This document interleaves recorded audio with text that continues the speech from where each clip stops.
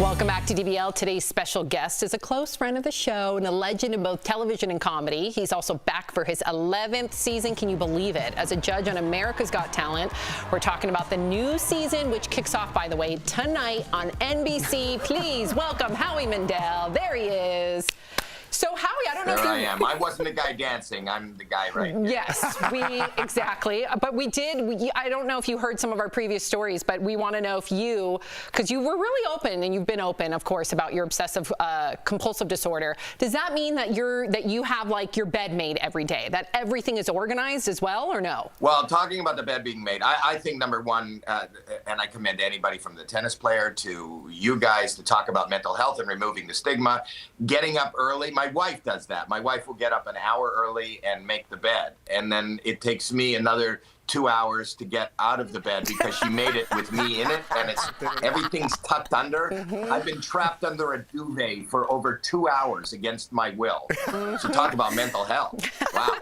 My husband makes the bed with me in it. No, he does yes, not. He does. Are you kidding me? Straightens out the bed. Wow. I wasn't kidding. My wife does with me in it. That would just make me want to keep sleeping all day long because I like a cozy, perfect bed. But Howie, you were swaddled. Swaddled is the right word. Oh yeah. Now that the pandemic is in hindsight, is there anything that could have made the pandemic easier for people with OCD? No, and I don't know that it's in hindsight. I've been living this nightmare my entire life, and it just seems like you guys all joined into my nightmare. Right. So nothing has made it easier. I've moved my therapist into a whole new tax bracket this year. I've doubled my meds, and I think the panacea for everyone is tonight on NBC. And I'm not saying that to just promote. I am promoting, but I think the light at the end of the tunnel is America's Got Talent. We're back I've actually been there for 12 years. This is our sweet 16th season, and it is the brightest, most explosive season we've ever had, and for many reasons. Number one, our boss, Simon Cowell, is back and healed and better than ever. You know, he broke his back last year. Heidi's back. She's well. And Sophia and Terry Crews. And it just seems like, we were the only show or the first show to be in production during the pandemic last year. And now to be out there in front of a live audience, explosive. Everybody is so excited to be there. Everybody is trying harder than they've ever tried. It's just amazing. You know, there's one kid that you'll see tonight. He's like 16 years old. He was in quarantine with his grandmother. He took her bed sheets. Speaking of making the bed, he took her bed sheets and he took them outside to the tree, and he learned on YouTube how to be an aerialist. What? And he's spectacular. It's amazing. So people are showing up with things they've never done before. People are just happy. I think this last year has put all our lives into perspective, and just do it. You were talking about Nike. I live by their theory of just do it, and that's what people are doing. And you'll see nurses tonight. I mean, this is... I no spoilers, but all these nurses that were on the front line in New York when you were the epicenter there, who have held the hands of people who didn't have their families around and were passing away, saw such tragedy, healed people, are real heroes. For their own well-being, they used to join together after work and sing, and they started a choir. You'll see them tonight. I think they're actually having a viewing party at Citi Field in New York. It is the most exciting live audience show. I think it'll make you feel like you're back to normal. So call your friends, call your neighbors, join us. That last story gave me chills. No, the nurses story just gave me chills. Howie, we'll be watching. I'm a big fan of the show. I'm a big fan of you for a long time. Was there any hesitation for you going back? You mentioned you were one of the first shows in LA to get back to work. Your motto is just do it. Were you like, maybe I don't want to do it this time? Well, I'm scared to leave my room. That's why I'm in bed while my wife makes it. So I'm afraid to show up anywhere.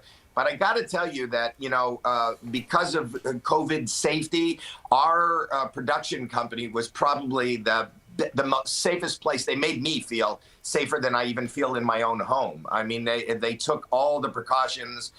We're all vaccinated. And we got to perform again in front of a live audience. But it was done in such a professional, scientific way that it just made us feel. And, people come from all over the world to be on our show.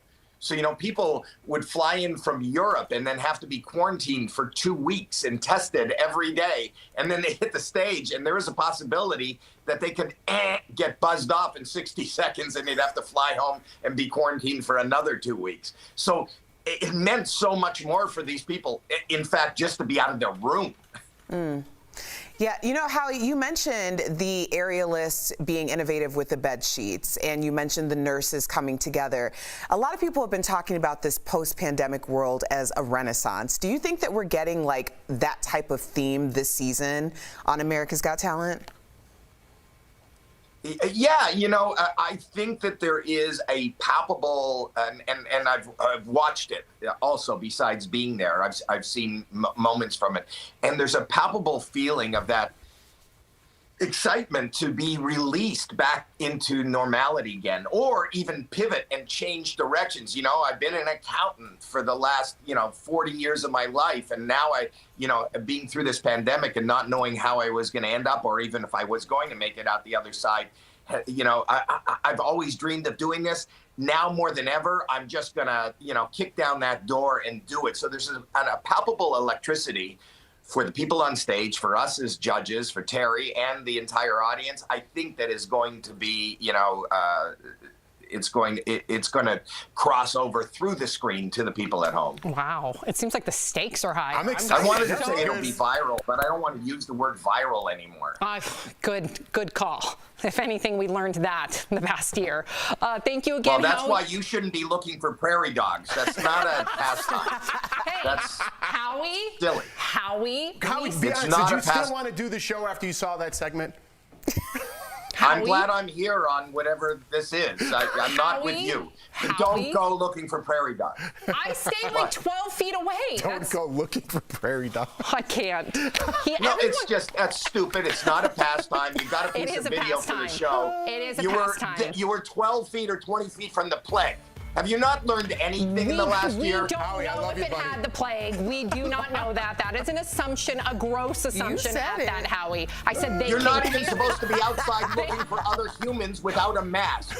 Howie Why are you Mandel? looking for the plague? Howie, thank you for stopping by. Don't forget you can join Howie. Listen to my podcast. Listen to Howie Mandel does stuff. You can don't forget to join America's Got Talent tonight on NBC. Check out Howie's podcast. Or Sam. We'll be right back. Bye, Howie.